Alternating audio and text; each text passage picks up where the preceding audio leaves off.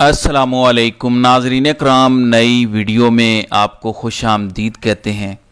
बहुत बड़ा अपसेट हुआ है सुप्रीम कोर्ट के अंदर। आज जजेस एक्सपोज हुए हैं। जैसा कि कल जमाल खान मंदोखेल ने कहा था कि हम जब ऑनलाइन आते हैं, वीडियो लिंक पर हमारी लाइव स्ट्रीमिंग हो रही होती है तो हम एक्सपोज हो जाते हैं।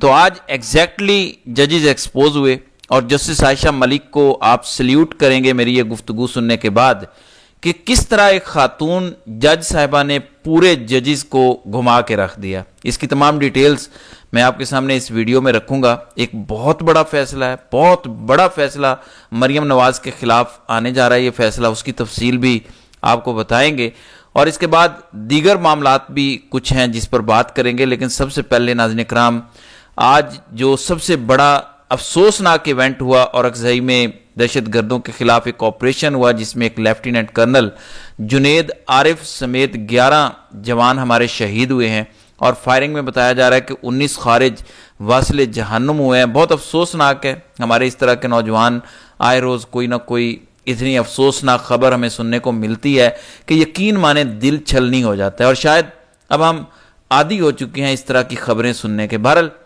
दूसरी बात करते हैं ज़रा पंजाब के अंदर जो फैसला हुआ है कि पंजाब में इंतखाबात होंगे, बल्दियाती इंतखाबात दिसंबर के हफ्ते में होंगे और इलेक्शन कमीशन ने एक बहुत बड़ा फैसला सुनाया है। इलेक्शन कमीशन ने पंजाब बल्दियाती इंतखाबात से मुताल्लिक केस का फैसला सुना दिया है। पंजाब में बल्दियाती इलेक्शन दिसंबर के आखिरी हफ्ते में होंगे और ये 2022 के कानून के तहत होंगे। यानी मरियम नवाज की आप देखेंगे कि किस तरह पंजाब के अंदर फैंटी लगती है, क्योंकि अब यहाँ पे फॉर्म 47 चलाना बहुत मुश्किल होगा। ये एक बहुत ज़बरदस्त मूवमेंट होगी। दूसरी जानिब आज जो सुप्रीम कोर्ट में हुआ, जो आज की मेन खबर है, आज सुप्रीम कोर्ट के अंदर 26वीं आईनी तरमीम का जनाजा निकला है। 26वीं आईनी तरमीम बर्बाद होने जा रही है। लेकिन मसला ये है कि 26वीं आईनी तरमीम को सिक्योर करने के लिए अब 27वीं आईनी तरमीम लाने का काम शुरू हो चुका है। दिन रात ये काम जारी है और 27वीं आईनी तरमीम बहुत सारे लोगों की चीखें निकाल कर रख देगी। लेकिन आज हुआ क्या? आज जस्टिस अमीनुद्दीन खान, जस्टिस हाजी अमीनुद्दीन खान उनको कहना चाहिए, तो जस्टिस हाजी साहब ने कहा कि हम किस इख्तियार से फुल कोर्ट तश्कील दें। सुबहान अल्लाह, हम किस इख्तियार से फुल कोर्ट तश्कील दें। इस पर जस्टिस आयशा मलिक ने कहा कि सर, जुडिशल ऑर्डर से फुल कोर्ट की तश्कील पर कोई कदगन नहीं है। आप एक जुडिशियल ऑर्डर जारी करेंगे, फुल कोर्ट बन जाएगा। 26वीं आईनी तरमीम में कहाँ लिखा है कि आप जुडिशियल ऑर्डर जारी नहीं कर सकते? आम मुकदमात में अगर ऐसा किया जा सकता है तो इस केस में क्यों नहीं किया जा सकता? केस है क्या? केस ये है कि 26वीं आईनी तरमीम को कलअदम करार दिया जाए। और सबसे पहले आज जो ज्यादा मौजूए बहस था, जो मौजू बहस का महवर था, वो था मामला मैं आपको बता देता हूं। एक तो था 26वीं आईनी तरमीम में कौन कौन से जजेस बैठे। इस पर जब जस्टिस आयशा मलिक ने कहा कि हमें फुल कोर्ट बनाना चाहिए तो जमाल खान मंदोखेल और बाकी तमाम जजेस ने यकसर इनकार कर दिया और जस्टिस मुसर्रत हिलाली तो बहुत ही बेताब हो रही थी।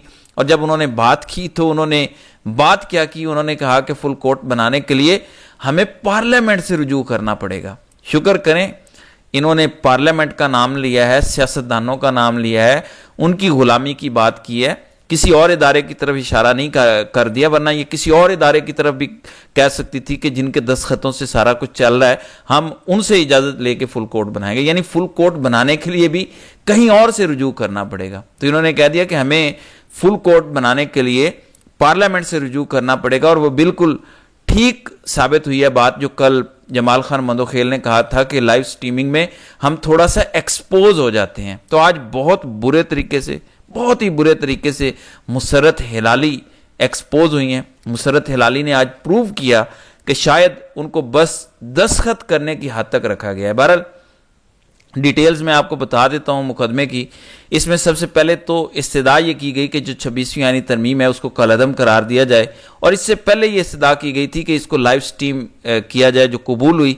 और ये इस्तदा की जा रही है अब कि 26वीं आईनी तरमीम का जो मुकदमा है वो मुकदमा सुप्रीम कोर्ट का फुल कोर्ट बेंच सुने। जो इस 26वीं आईनी तरमीम के आने से पहले सुप्रीम कोर्ट में मौजूद था, वो बहादुर और दिलेर जजेस जिनको काउंटर करने के लिए ये 26वीं आईनी तरमीम का फितना रचाया गया। उसके बाद उन्होंने कहा कि हम आगे चल के इस केस का फैसला करेंगे। हामिद खान ने कहा कि سب سے بہتر یہ ہوگا کہ اس مقدمے کو صرف وہ 16 ججز سنیں جو اس ترمیم کے آنے سے پہلے تھے، جو اس ترمیم کے بینیفیشری نہیں تھے وہ اس کو سنیں۔ جو اس ترمیم کے آنے کے بعد ججز بنے ہیں، جو اس کے بینیفیشری بن چکے ہیں، ان کا اس مقدمے سے کوئی تعلق نہیں ہونا چاہیے۔ پھر اس کے بعد جسٹس حاجی صاحب، جسٹس امین الدین خان نے جو آئینی بینچ کو ہیڈ کر رہے ہیں، انہوں نے کہا کہ پریکٹس اینڈ پروسیجر کمیٹی بنی ہوئی ہے اور 26ویں آئینی ترمیم کیونکہ اب آئین کا حصہ ہے تو یہ ہمارے لیے بہت مشکل ہوگا۔ اس میں انہوں نے کہا کہ 26ویں آئینی ترمیم میں کہاں لکھا ہے کہ اس پر فل کورٹ نہیں بن سکتی۔ جسٹس عائشہ ملک نے یہ کہا کہ اگر آپ عام سے مقدمات میں فل کورٹ بنا دیتے ہیں تو آپ اس میں بھی فل کورٹ کیوں نہیں بنا سکتے۔ اس پر جسٹس جمال خان مندوخیل نے کہا، بلکہ انہوں نے پوچھا حامد خان سے کہ اگر ہم یہ آرڈر کریں کہ تمام ججز اس بینچ کا حصہ بن جائیں تو کیا آپ اس بات کو مان جائیں گے؟ یعنی جسٹس جمال خان مندوخیل کو پتہ ہے کہ یہ ترمیم جعلی ہے، یہ 2 نمبر طریقے سے کی گئی ہے، لیکن جمال خان مندوخیل پھر بھی بزید ہیں۔ وہ کہتے ہیں کہ ہم یہ آرڈر کرتے ہیں کہ تمام ججز اس میں بیٹھیں۔ تمام ججز کا مطلب یہ ہے کہ اس ترمیم کے بعد جتنے دستخطی ججز جو ہیں وہ سپریم کورٹ کے اندر لائے گئے ہیں وہ سب کے سب بیٹھیں۔ تو وہ سب کے سب جب بیٹھیں گے تو ہوگا کیا؟ یہی ہو جائے گا نا بھائی، وہ سب جب بیٹھ جائیں گے تو وہاں پہ ان کی اکثریت غالب آ جائے گی کیونکہ وہ اس کے بینیفیشری ہیں۔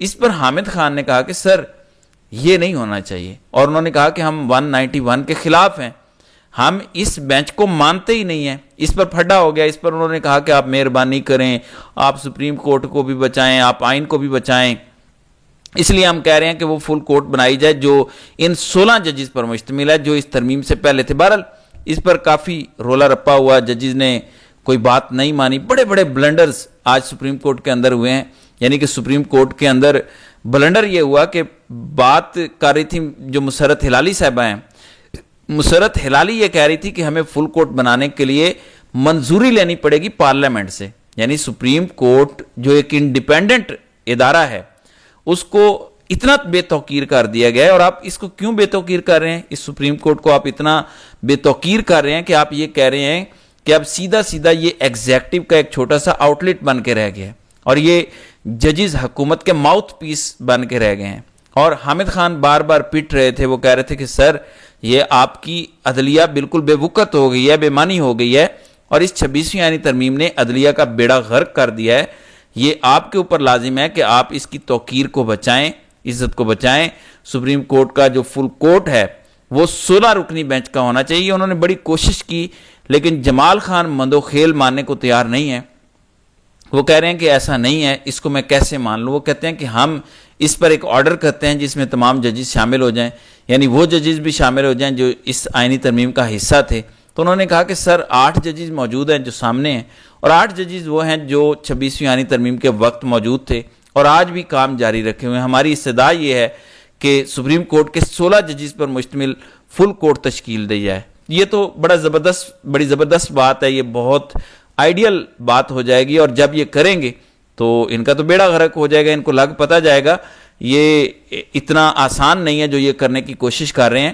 اور میں آپ کو بتا دوں، بڑی افسوسناک بات میں آپ کو بتاتا ہوں، یعنی آج کی اس پوری ایپیسوڈ کے اندر، اس پوری ہیئرنگ کے اندر جب جسٹس عائشہ ملک بات کرتی تھی تو ان کی آواز کو میوٹ کر دیا جاتا تھا، اور یہ بڑے ہی افسوس کی بات ہے، بڑا ہی افسوس کا مقام ہے کہ ایک سپریم کورٹ کی جج جب گفتگو کر رہی ہیں تو ان کی گفتگو کو جو ہے وہ پبلک تک پہنچنے سے روکا جا رہا ہے۔ صاف پتہ چل رہا ہے کہ وہ خفیہ ادارے یا وہ لوگ چند فیصلہ ساز وہ اس آواز سے کتنے خوف زدہ نظر آ رہے ہیں۔